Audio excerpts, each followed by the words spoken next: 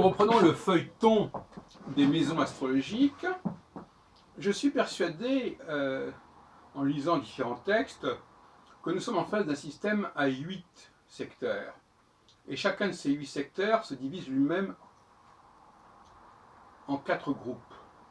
Donc ça fait des groupes binaires. On a les deux maisons qui correspondent aux frères et sœurs et aux parents,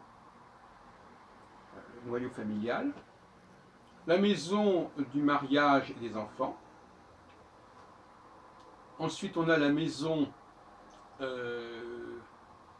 des richesses et des honneurs.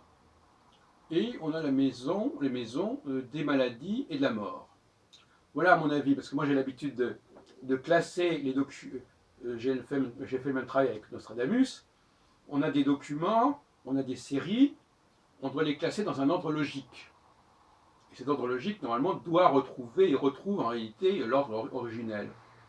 Donc je crois que cet ordre que je viens d'aborder, il a été complètement déformé. On trouve la maison 5, la maison des enfants en 5, la maison du mariage en 7. On trouve la maison, les maladies en 6 et la mort en 8, ce qui est assez logique finalement. Mais donc qui précède, mais entre les deux, on a intercalé le mariage, alors on comprend très bien. On trouve la maison 2 au tout début, avant la maison 3 et la maison 4, qui sont la maison des frères et sœurs et des parents. Moi, je la placerai plutôt la maison 2, donc dans le troisième cadran, avec les honneurs, donc maison 9, maison 10. Hein. Donc on a à peu près comme ça un système avec le groupe maison 2, 3, et les frères et sœurs et les parents.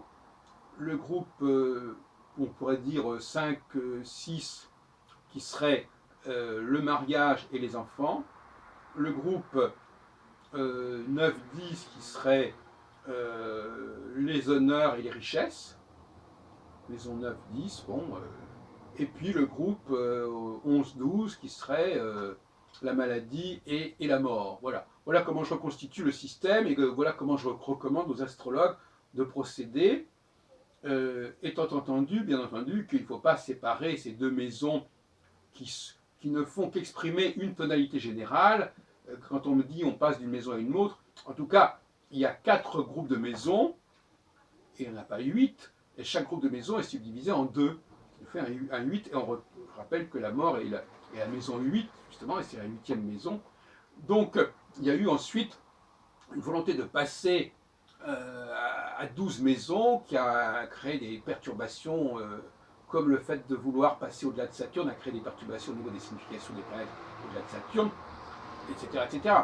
Il ne faut pas oublier, n'est-ce pas, que la base, que l'astrologie, la vraie astrologie n'a pas une base 12, mais une base 8, et qu'il y a eu un syncrétisme entre la base 8, qui est liée aux saisons, qui est liée aux 4 étoiles fixes royales, qui est liée donc aux 4 âges de la vie, et cette histoire du calendrier qui est à base 12, parce qu'il y a 12 fois la conjonction de la Lune et du Soleil. Et en fin de compte, nous sommes actuellement, ce qui a donné le zodiaque.